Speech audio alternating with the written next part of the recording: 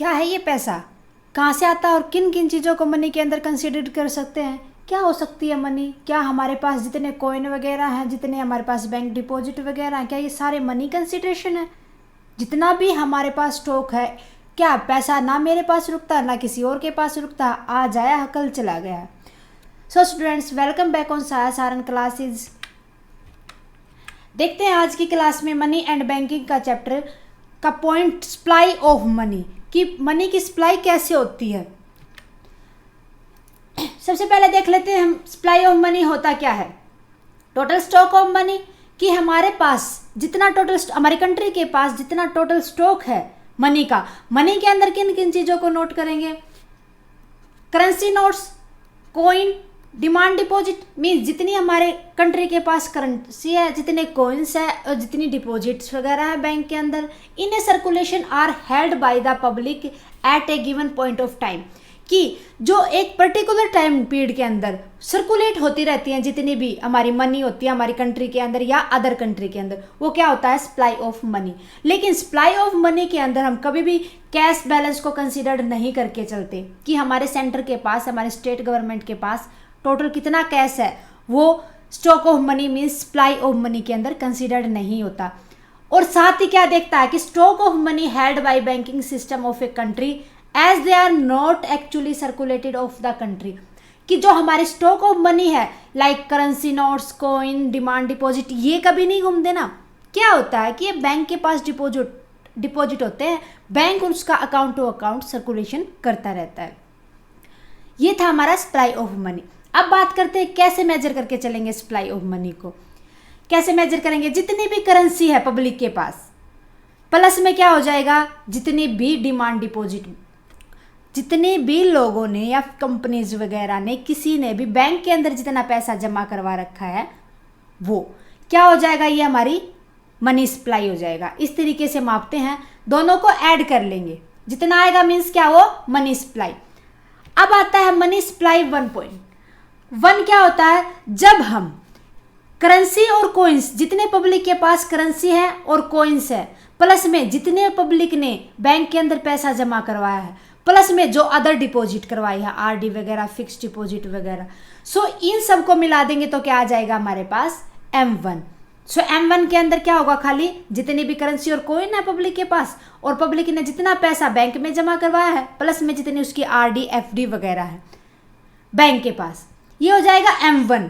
M2 क्या होगा, अब M1 प्लस में जो ये पैसा था, प्लस में पोस्ट ऑफिस की सेविंग जितनी भी होंगी वो ऐड कर देंगे, वो क्या हो जाएगा, M2।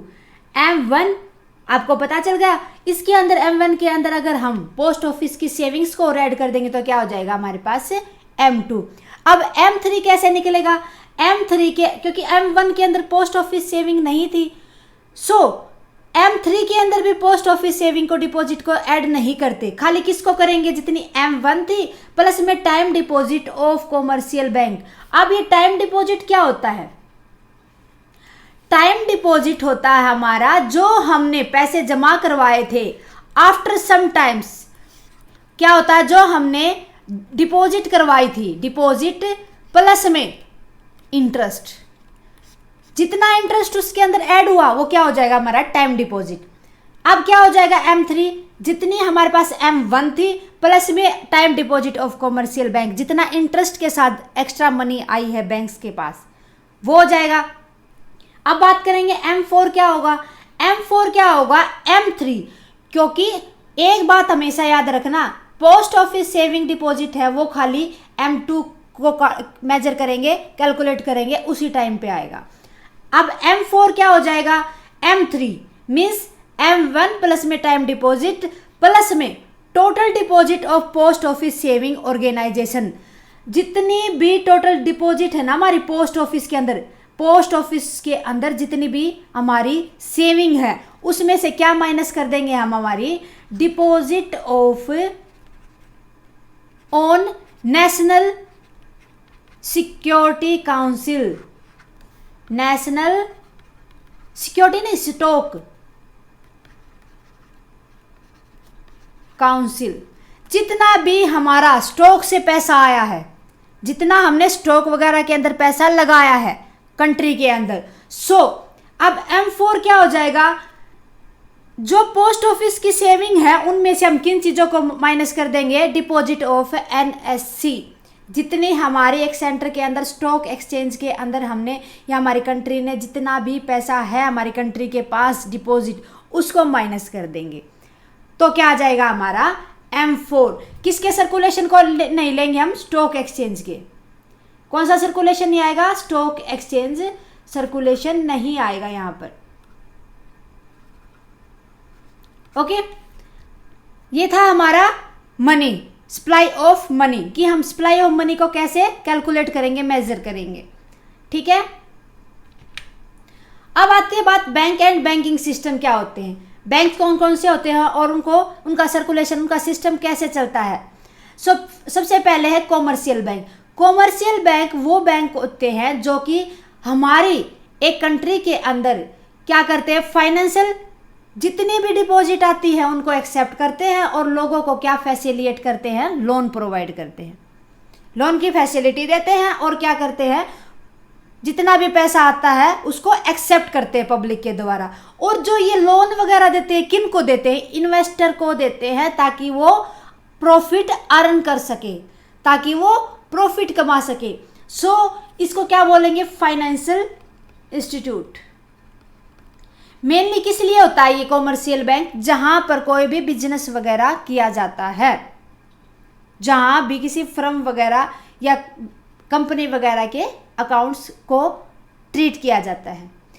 Commercial bank are financial institute who accept deposit from the public. क्या होती है कॉमर्शियल बैंक, हमारी फाइनेंशियल इंस्टीट्यूट होती है जो किन चीज़ों को एक्सेप्ट करती है, जितने भी पब्लिक पैसे जमा करवाती है और जितने भी इन्वेस्टर्स होते हैं जो इन्वेस्ट करते हैं उनके लिए provide loan facility for the investment with the aim of earning profit. किन को लोन प्रोवाइड करवाएगी, उन इन्वेस्टर्स को जिन्होंने किस पर्पज के लिए चाहिए, हमारे अपने बिजनेस के लिए, ताकि उनको प्रॉफिट हो सके। फंक्शन क्या क्या हो जाएंगे, फर्स्ट देखो प्राइमरी फंक्शन। सबसे पहला क्या फंक्शन होता है कि कॉमर्शियल बैंक क्या करते हैं, डिपॉजिट को, जितनी भी पब्लिक की डिपॉजिट होती है उनको एक्सेप्ट करते हैं और इन्वेस्टर्स को क्या करते हैं, लोन प्रोवाइड करते हैं। साथ के साथ डिस्काउंटिंग बिल ऑफ एक्सचेंज, कि जो एक्सचेंज करने में स्टॉक वगैरह का, शेयर्स वगैरह का जो एक्सचेंज होता है उस पर डिस्काउंट देते हैं, कुछ छूट देते हैं। Second, agency function. Secondary function का फर्स्ट क्या हो जाएगा, एजेंसी को क्या क्या फंक्शन होंगे, ट्रांसफर ऑफ फंड, कि फंड का ट्रांसफर करने के लिए कॉमर्स बैंक इंटरमीडिएट होते हैं। कलेक्शन ऑफ फंड्स, जितने भी पब्लिक के फंड आते हैं या अदर कंट्री से फंड आते हैं कॉमर्शियल बैंक उनको कलेक्ट करते हैं। आप purchase and sales of shares and securities on behalf of customer. Customer के बिहाफ में क्या करते हैं, शेयर्स और हमारे लिए सिक्योरिटीज वगैरह। किसको ध्यान में रखते हुए, पब्लिक को, कस्टमर को ध्यान में रखते हुए जितने भी शेयर्स होते हैं, जितनी भी सिक्योरिटीज होते हैं उनको खरीदते हैं और बेचने का काम करते हैं।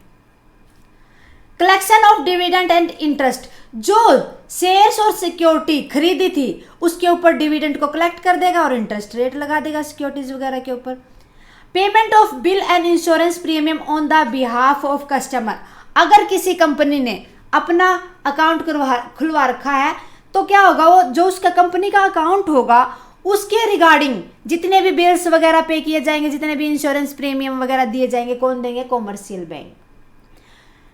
लास्ट क्या हो जाएगा जनरल फंक्शन में, acting as executor and trustee of will, कि जो कॉमर्शियल बैंक होते हैं किसके बिहाफ में काम करते हैं, जो उसके कस्टमर होते हैं उनके बिहाफ में, जो कस्टमर्स का पैसा है उनको सिक्योर रखते हैं, कि वो उसके एग्जीक्यूटर की वो ट्रस्ट करते हैं, तभी तो हम डिपॉजिट करवाते हैं, अकाउंट वगैरह ओपन करवाते हैं, तो वो उसके एग्जीक्यूटर जो उसकी देखभाल करते हैं पैसे की, और जो उसके ट्रस्टी वगैरह होते हैं उनको, उनके रूप में ये काम करता है।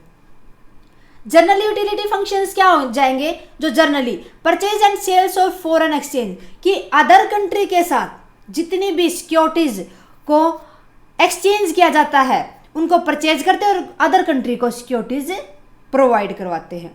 Issue of traveller cheque. Traveller cheque का मतलब क्या होता है कि जब हम अदर कंट्री के साथ अपनी सिक्योरिटीज को एक्सचेंज करते हैं तो क्या होता है, उसके लिए इंटरमीडिएट का काम करता है commercial bank.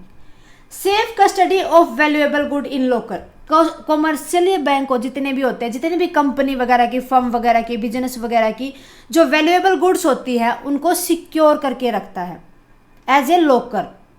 Underwriting of securities, underwriting of securities means क्या हो जाएगा कि जितनी भी सिक्योरिटीज होती है उनको, उनके बारे में पूरी इंफॉर्मेशन गैदर करके रखता है, उसको पूरी सिक्योरिटीज़ को प्रोवाइड करवाता है पब्लिक को, जितने भी उसके ऊपर भी में डिविडेंट वगैरह होते हैं, इंटरेस्ट वगैरह होते हैं, उनको डिसाइड करता है।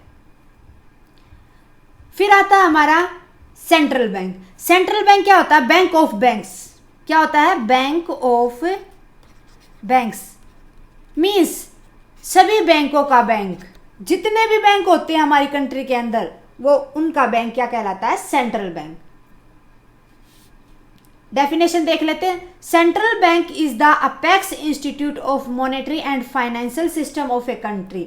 कि जो सेंट्रल बैंक होता है ना वो एक ऐसी अपेक्स यूनिवर्सिटी होती है, इंस्टीट्यूट होता है जो क्या करके चलता है कि जितने भी मॉनेटरी, जितना भी पैसे का लेन देन होता है, जितने भी फाइनेंशियल सिस्टम को ट्रीट किया जाता है, कौन करता है? हमारी कंट्री के अंदर सेंट्रल बैंक। जितने भी बैंक होते हैं उनको रेगुलेट करके कौन चलता है?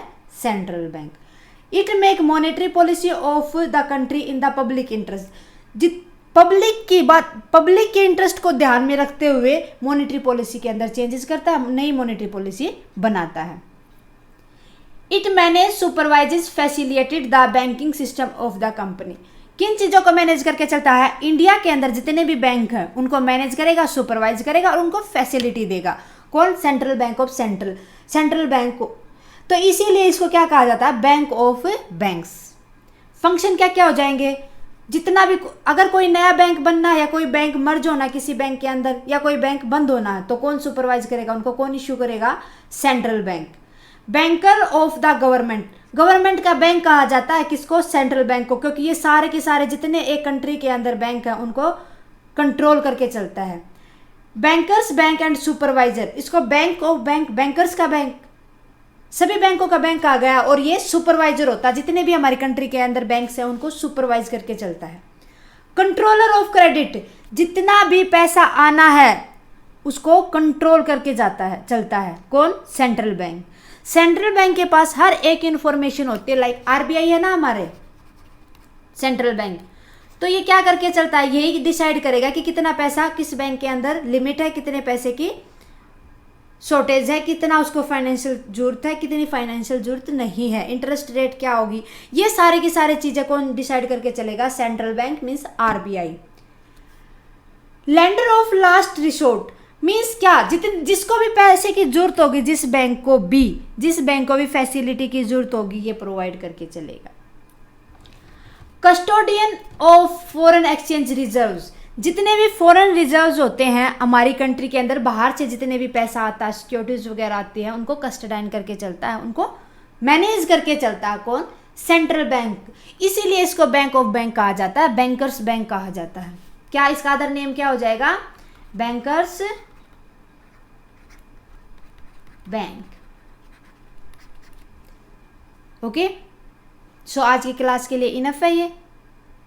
एक बार उसको आप प्लीज़ एक बार इसको वीडियो को पॉज करके इसको उतार लिया करो ताकि कोई दिक्कत ना हो। मेन पॉइंट उतार लो चाहे, ठीक है, ताकि आपको रिवाइज हो जाए, रिकॉल हो जाएंगी चीज़ें। ओके स्टूडेंट्स, मिलते हैं नेक्स्ट क्लास में नेक्स्ट टॉपिक के साथ। तब तक के लिए बाय एंड टेक केयर।